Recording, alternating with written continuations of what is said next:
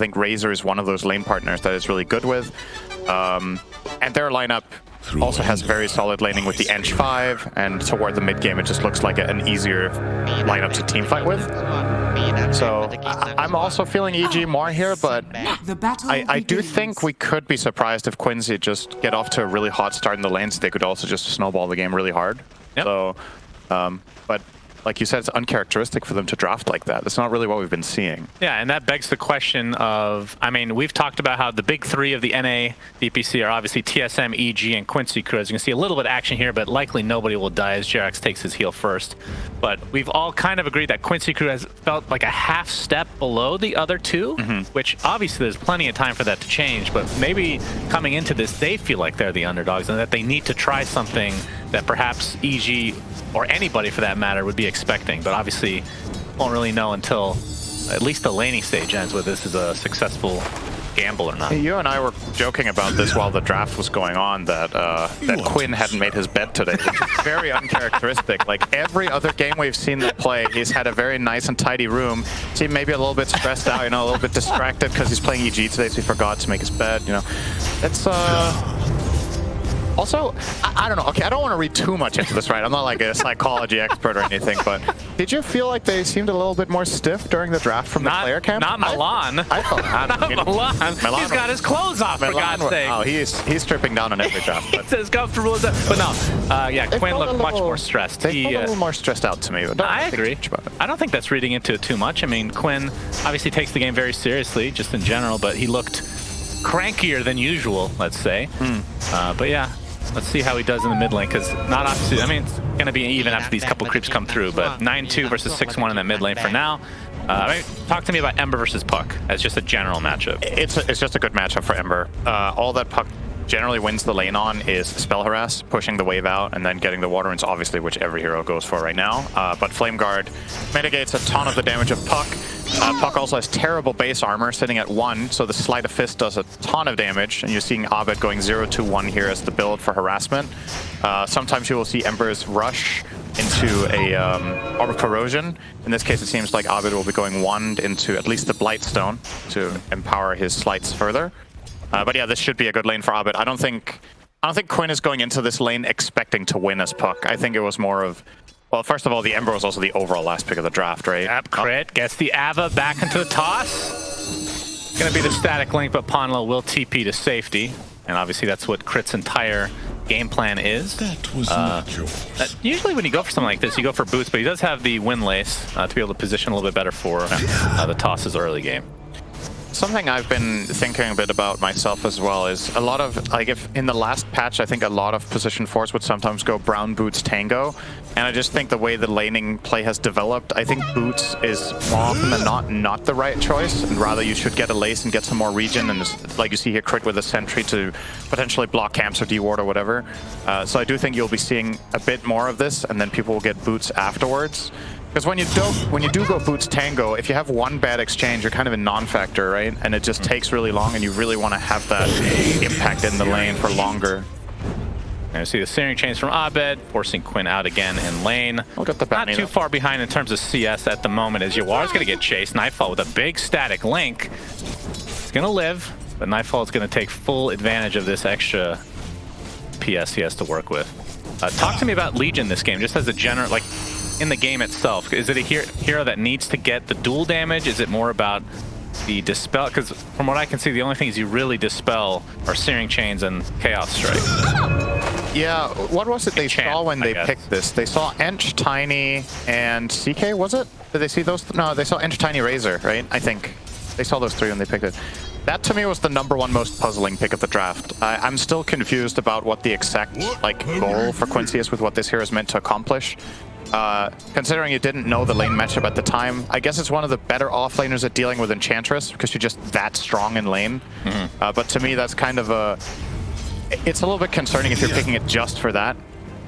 Up Yawar, all right, he's melded, but will eventually be brought down by Nightfall. So another toss coming in for Crit, and EG gets first blood, which the panel kind of talked about, and I assume, based on what you've said so far, that you agree that Quincy Crew, because the lineup is maybe not the most traditional, that they need to get off to at least a decent start. which already 1k deficit for them. I'm surprised to see Ponlo's skill build like this, by the way. We haven't really talked about that just yet, but Decrepify is, to me, an integral part of countering Razor in lane. True. And bypassing that until level 4, I think is just flat out, in my opinion, just a mistake here. You're playing TA against Razor. If you get static linked or whatever, you just want to be able to decrep either or, so you just mitigate a ton of damage.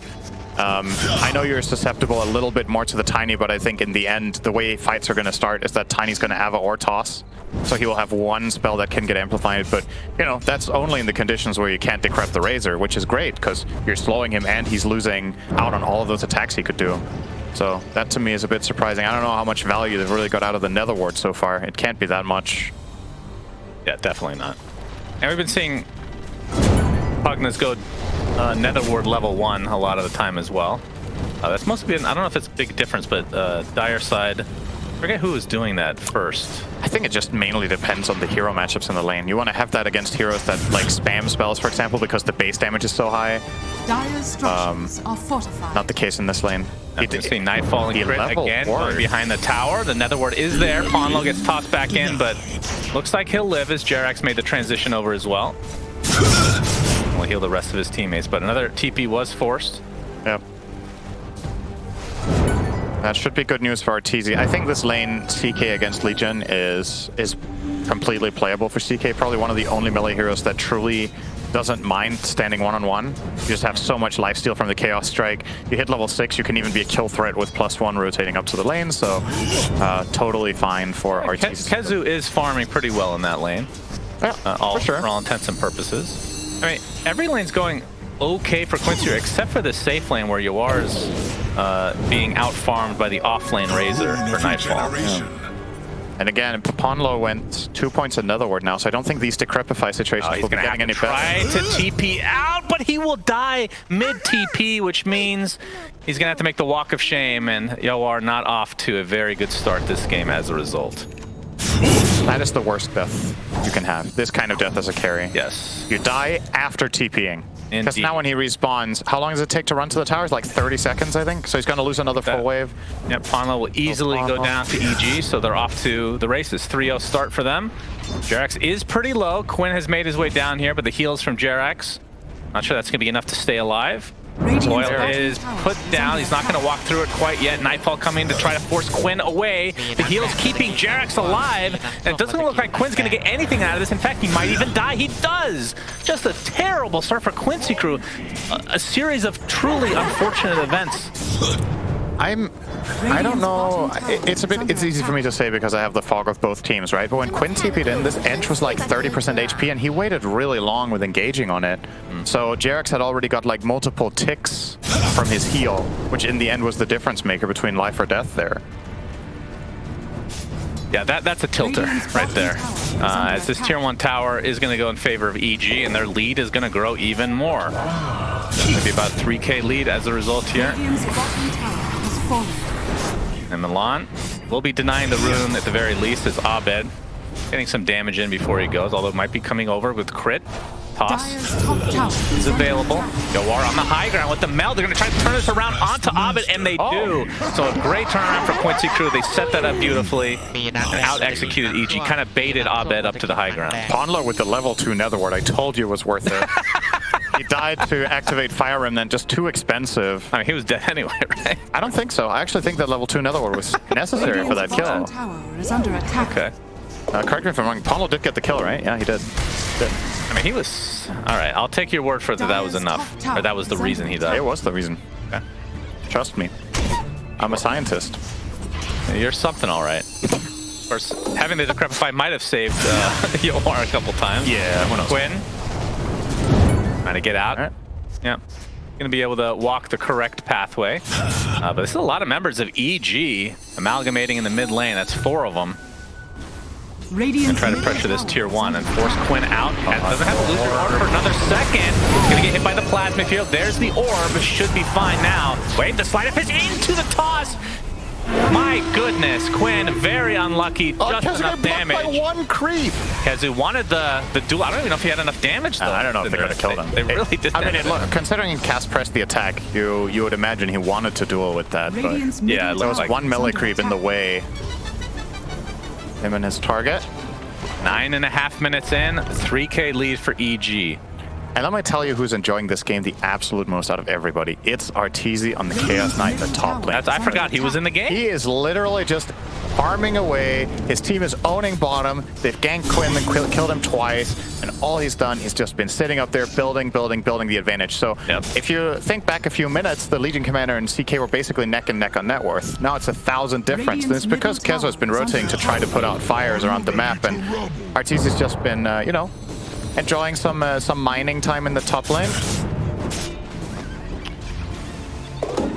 And yeah, that is unfortunate. And I mean, it's one, obviously Kezu, like you said, was forced to try to help out, but it has made things worse, if anything, just because of bad timing. Yeah, it's cost himself more than he's gained, right? He didn't, It didn't make any difference, I think, in the rotations. And I understand you're going for them because you feel like your team is under so much pressure, but perhaps you should apply the opposite way of thinking that, okay, the team has to come to Legion to try to kill the CK and get the top tower rather than rotating EG's way. But that's how it is when you get applied this much pressure to by an early game Enchantress Tiny combination that just keeps running around looking for ganks.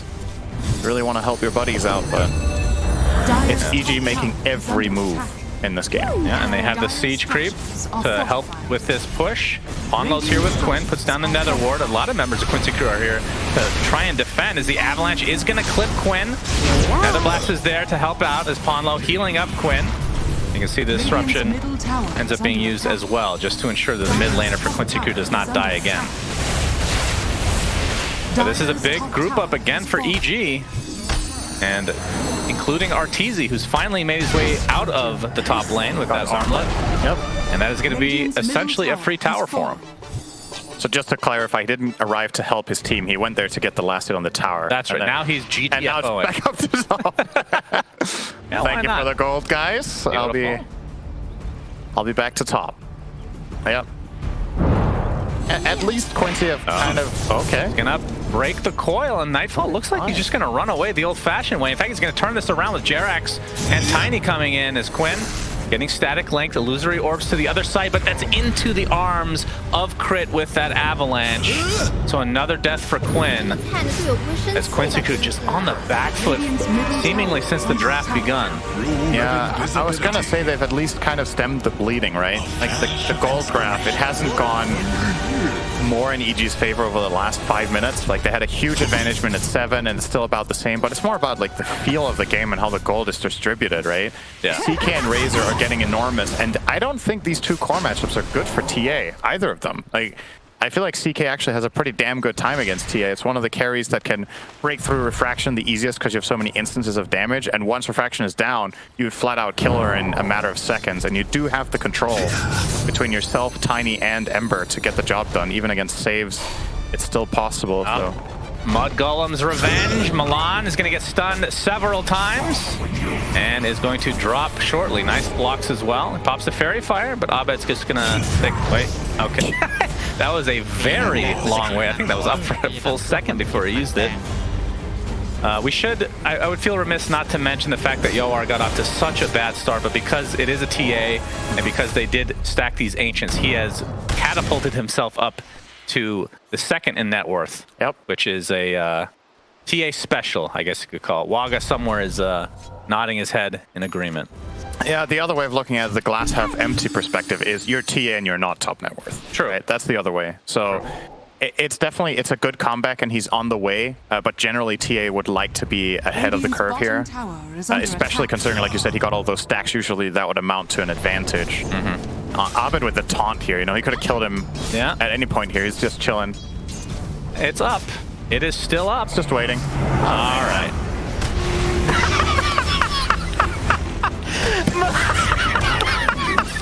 As we missed the first duel victory of the game. Milan technically gets credit for that kill, but Kezu will take the damage nonetheless, and it looks like they're going to get a second kill on top of that. So I'm sure Milan's face is looking just... I mean, maybe that was a premonition of things to come. I don't know what the hell that was. Dude, Milan is amazing, though. Like, he wears this... Oh, the first time we saw him, he's wearing the Snuggie. We didn't realize he's not wearing a shirt underneath. And then last week, we saw that he wasn't wearing a shirt at all. He's a very charismatic young man. Now, the question is, I was talking to you about this. When you go to LAN, like, I think it's a big deal that you try to keep or at least get used to the same conditions of a LAN. So does that mean that you wear the same thing at a LAN, or is he going to wear a shirt? Because that's a different feel to it. I would imagine you would technically be allowed to play naked with a blanket. with a snuggie on top. I mean, I think that would be okay. Ice literally doesn't wear pants. I don't know if he's changed that. In the booth, though, he takes them off. He doesn't walk on stage without pants on. No, I'm not saying you have to walk. You can take your shirt off when you're on stage, or when you're in the booth itself. Middle tower is under attack. I would like, when they make a LAN, I would like for him to show up looking just like that. I would really appreciate it. Top lane are trying to turn this around onto Yawar. He gets the nice melt strike on a crit. It's not enough for a kill. And Kezu again. I mean, he doesn't have the blink dagger, I believe, right? He's got blade mail on me. Yeah, so the initiations are going to be pretty hard to come by for Quincy Crew until he picks up that very important item. I do think it makes sense for him to go blade mail here, though. If you have the dagger, I still don't think there's that much of a kill threat in the enemy team. So it's better to get some stat item that poses the kill threat if you do react. And he puts down the coil. See the remnant up for Abed, just waiting for that coil to disappear. Gets up the sleight of fist, but a nice dodge from Quinn. Looks like Abed has met his match. Neither hero ends up dying. Radiant structures I think are fortified. Quincy Crew will still be happy with that, based on how things have gone thus far. Yeah, that blink dagger, almost a blink dagger on crit. He's 50 gold away, just to show kind of the farm discrepancy. That's a position 4. Yeah. And Kezu's still 1,000 from his. That's a pretty big deal. It's the tier 2 tower. My goodness.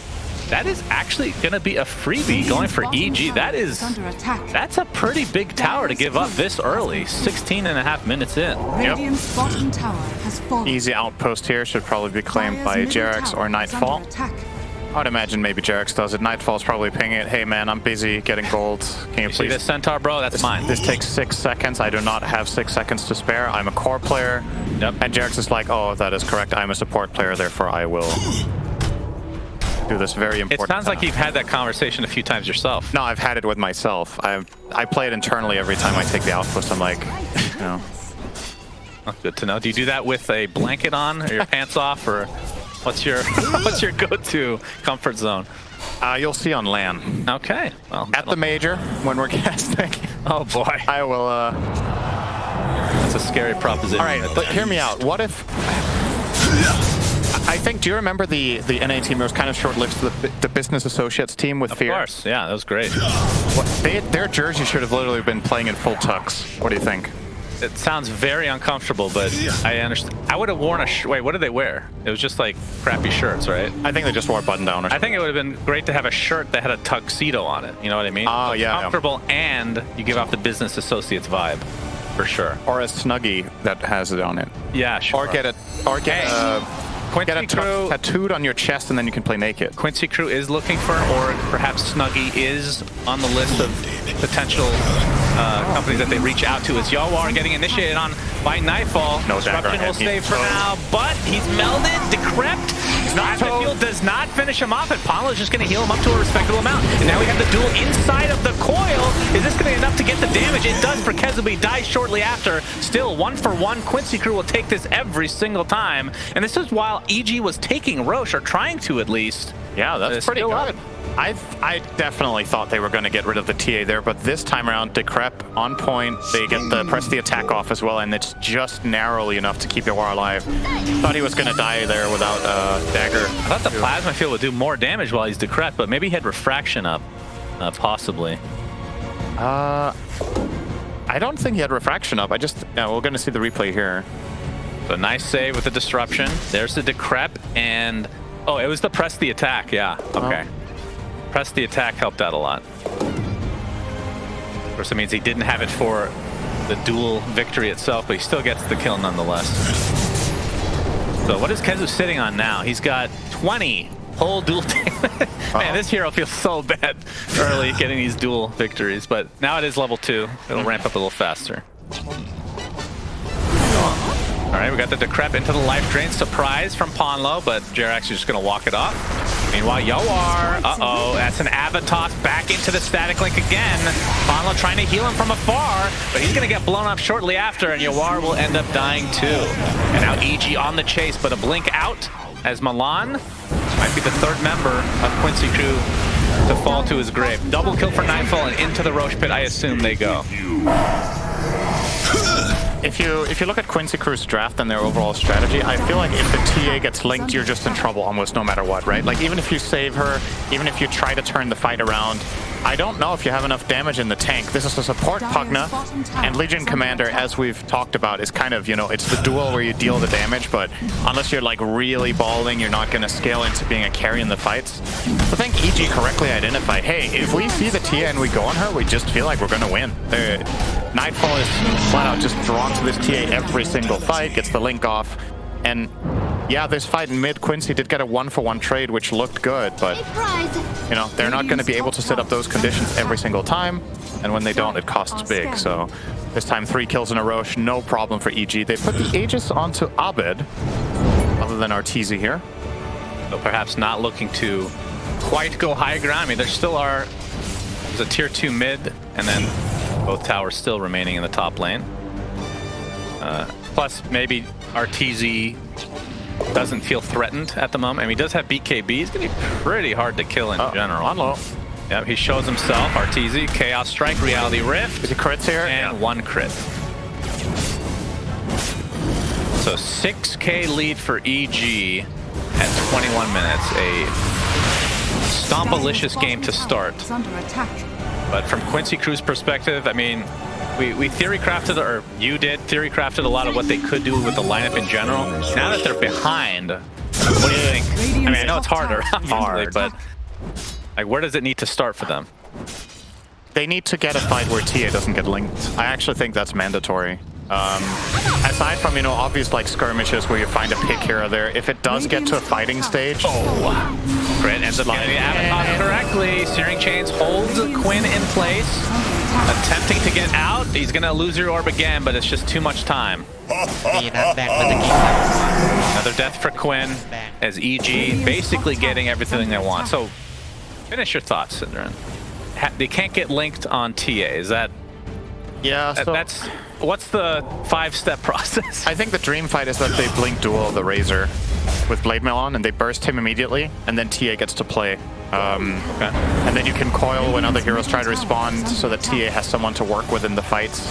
That's my best suggestion right now, I think, because if you kill any other hero but Razor runs free, your TA is gonna quote-unquote die as well in the fight. Like, even if she doesn't actually get killed, you can take away so much of her damage that she's unimpactful. No dagger on Yawar, so he can't reposition when he gets linked. Which, you know, perhaps his item build here is a bit of a mistake. I don't know if he should have gone Pike. I don't know if he should have gone Dagger before this BKB. But obviously he has other problems than just the Razor. There's the stuns that are still an issue, but he's definitely, like, as far as Yawar's TA games go, this is about as bad as it's been for him. He's 0-3-2. I feel like he's barely dealt hero damage in the game. And it's just tough. Like, I don't feel like he's playing awfully. It's just really hard. Oh, this smoke. They're going to run into Arteezy. Ponlo. Oh, he's going to show an Arteezy. Oh, he's taking the bait. He really wants a little necro action. Crit actually gets the avalanche off. Bonk. That's going to be a free support for EG. And the smoke ends up resulting in nothing. Well, it does. Well, it results in a negative outcome. Oh, you got the ward out? Got tower is okay, now it's negative. Double negative outcome. Still a couple minutes left on the Aegis. And I'm not sure if Kezu has technically shown with the Blink Dagger. I think he has. He does have Ogre Club, so it stands to reason that he probably has, like you said. Radiant's top tower. But EG just taking all the outer towers. I find it funny you still... duel? He's not dying, though. Yeah, crit. Gets quite low, but here comes the static link, and it looks like Kezu gets up the over on the Otso super fast, but Ember has the mobility spells, and that is another death for Quincy Crew. Tiny 4 is a pretty tanky support. Yes, that is true. So, yeah, just not enough there. And Razor, Mr. Nightfall working on a refresher orb as the BKB casual plate mail. Dire are scanning. And Ember Spirit, Mr. Abed, he has the DD to go along with the Desa Orb of Corrosion. And about a recipe away from the BKB himself. And Arteezy ended up going for the Orchid after the BKB armlet and is actually going for Scotty next. So, heal reduction. Can you click on Tiny quickly? Oh, I just have... Okay, it's because I have some sort of a bug. Okay, for me, Tiny only has 12 armor. I don't know why. I was like, it's Grow bugged, but it's fine. Just a spectating issue here. Because I was going to say, Tiny 4 is a really hard target for Legion because he gets this 15 armor from Grow level 2, and it just keeps displaying 10 for me. So I don't know, but he does for me as well. He does have the full armor here, and it's... I understand, like, at some point you gotta just try for something there, right, for Quincy, but yeah, Tiny's a tough kill, a tough nut to crack for LC with only 20 dual damage. 2.2k health. He's not a nut, though, he's a rock. Tough rock to crack. Yeah. Actually, it doesn't sound that bad. Yeah, close. Not bad. Not bad. Rock cracker. Yeah. As you can see, Artesian Company likely just waiting for the second rush, and I assume they just try to end the game at that point, because we've talked about it before. When these pro players are playing these games, they generally have a very good idea of how much they are up or behind by, which for Quincy Crew, you would assume that they need to take some risks here, as Ponlo's going to die. And because we haven't really, like, they tried it once a couple minutes ago, but we haven't seen a clean blink initiation from KheZu since he picked up the blink dagger into some sort of pickoff fight for Quincy Crew. As Quinn and KheZu attempting to get out. KheZu gets off the overwhelming odds, so he's going to be fast for a little bit longer. They're going to scout him out with the plasma field. Crit. Does he have avalanche? Not quite yet. So Quincy Crew able to get out this time. Come on, That's Yawar. All right. Tries to go for Jarek. That is a very tough kill regardless, as looks like Shadow Demon's going to drop. So EG just, again, any lane they go to, it feels like they get a kill. They have all the map control in the world right now, as Roach number 2 still a couple minutes away. And Quinn is going to get static linked. He used himself. Phase shift as well.